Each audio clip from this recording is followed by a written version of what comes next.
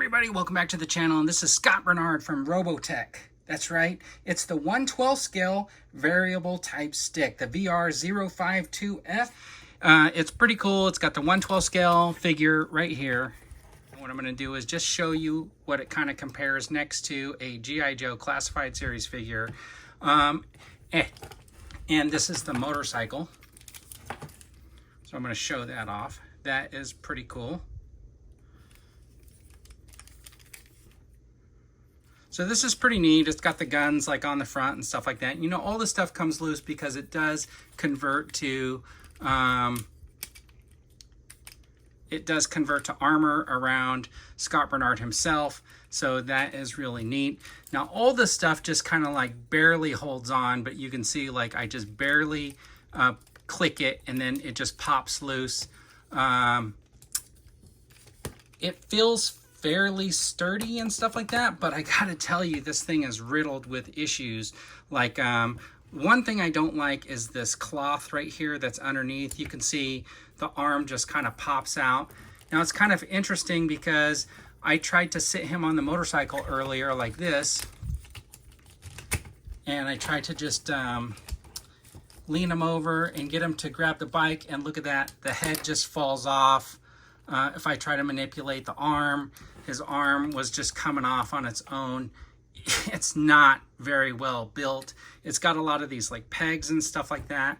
Now the neck does expand and contract.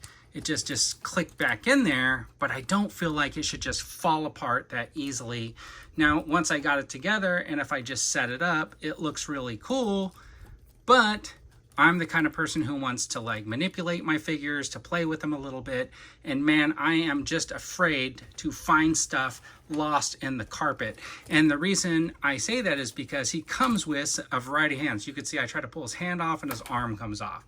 Now this little peg comes off with the hand.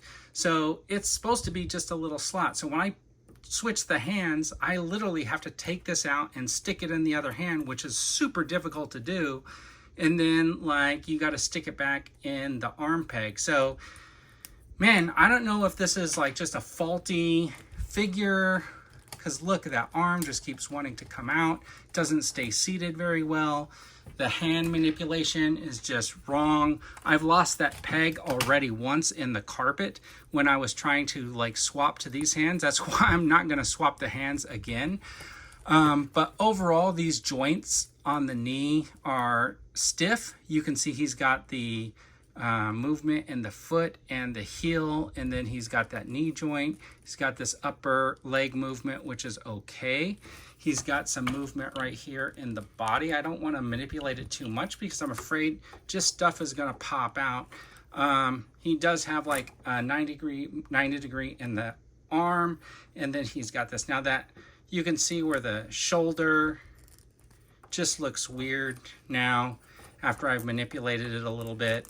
And I don't like the way that soft goods and that shoulder pad have pulled away from his body. And then the helmet, the neck is like that. The helmet's pretty cool. It lifts up. Now here's what I'm wondering. I got to get just that part off right there so I could do the head swap. Look. Luckily I was able to do that. And I do like the head swap on there. Look at that. Couldn't even get that thing to like press in very well. And I used quite a bit of force. I'm hesitant to try to like use too much because it just does not feel like it's gonna stay together. Anyways, that is the Scott Bernard. And then once I get this head on, it doesn't really have much movement in it. That is not good. I'm not happy about this at all. The head sculpt looks good, but I'm not happy about it. And so to do the head swap, now the neck has to come off, the head with the helmet has to go back on, and then you can see where that ball is. It just does not stay in very well.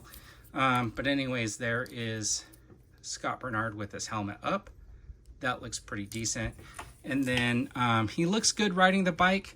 And then of course, comes with a full set of instructions on how you would manipulate and fold this guy over. So let's see if we could do it. Okay, now I'm kind of getting a little bit more upset. So this piece right here is supposed to go on to that wheel, and you can see it has these two little clips right here, I guess, right there. And I've been pushing it on, and every time it just comes off. So I'm not real happy about that. Shows a whole bunch of like manipulation for the figure, how he rides the motorcycle, and then we're going to do some converting here, but I got to get this thing to stay back on. Oh, you know what? There's something up here that needs to be pegged in. So let me figure that out. So there's that little piece there. It clicks on. So finally that piece, and I guess it just goes on the wheel as like a cover. So let's see. If I look at these two pieces separate. This is just like that old one that I used to have this figure back in like the 80s in a plastic one, and it's very similar to the way it works.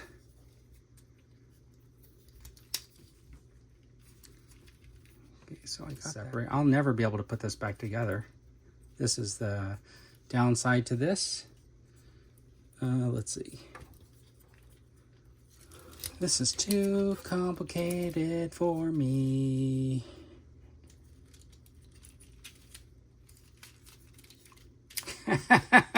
Forget it, everyone. All right, so I think it's a little bit top heavy. I mean, if I hold it back here, I could probably get it to stand up in the robot form. I don't know, it just seems weird to me. I feel like this should fold up a little bit better. The weight is definitely back-sided heavy. I know it comes with a stand and stuff like that, but man, I don't know how to recommend this thing. All right, so it took me a long time, but I finally got this bike back together. And like I said before I cut, I don't know how I could like recommend this. I mean, the aesthetic of it looks really cool. I like the size. I really dig that it's a 112. I mean, realistically, that's a cool bike. It's a little small for these guys for that. I just can't recommend it. Anyways, thanks for tuning in. I really appreciate it. And as always, everybody, have a fantastic day.